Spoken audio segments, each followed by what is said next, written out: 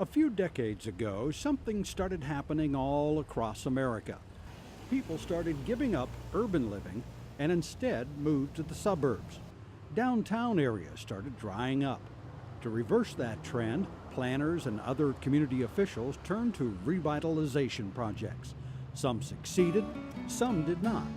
One eastern North Carolina town is among the revitalization success stories, Elizanethtown.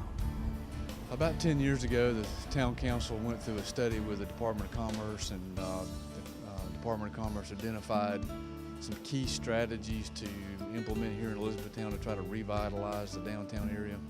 And one of those was the creation of a farmer's market in the downtown area. For many town officials, the creation of a new farmer's market in the heart of the downtown area is a key factor in the success of the project.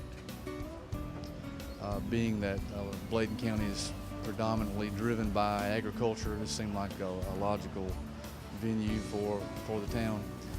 So we set out to try to maybe purchase some vacant property in the downtown area. This property, the former Red and White grocery store, became available, and it kind of set in motion the thought process about how we could revitalize this old structure, keep it a part of our downtown area, prevent it from being torn down and turned into something else. It took about a year and a half to secure all the funding and to go through the construction phase. And he called me, he'd been here about a year, and he said, if I can make this work money-wise, and the town of Elizanethtown doesn't have to put, but he gave me a quote of this much money into it, would you let me pursue it? And I said, by all means. And the rest is history. Fast forward 2 years, and we have this beautiful farmers market that we're very proud of, and it's actually become the hub of Elizanethtown. We have a lot of local farmers that you would see sitting along beside the streets, but now we have bought them all here. They can come to one place, and it's good for our farmers, and it's good for our citizens and our visitors as well.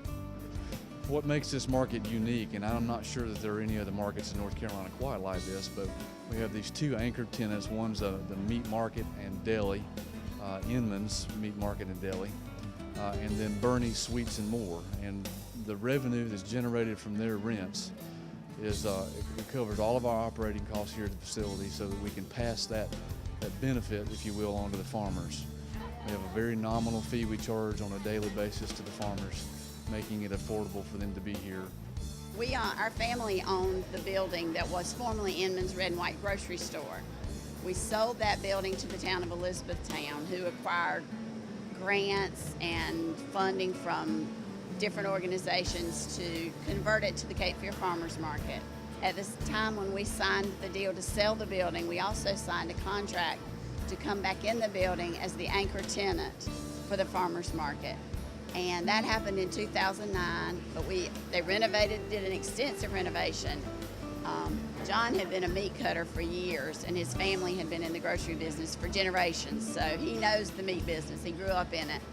And he decided, it was his idea to add the deli. Anyway, but we've worked with the town and the Farmers Market Committee, and I think it's a real asset to our community.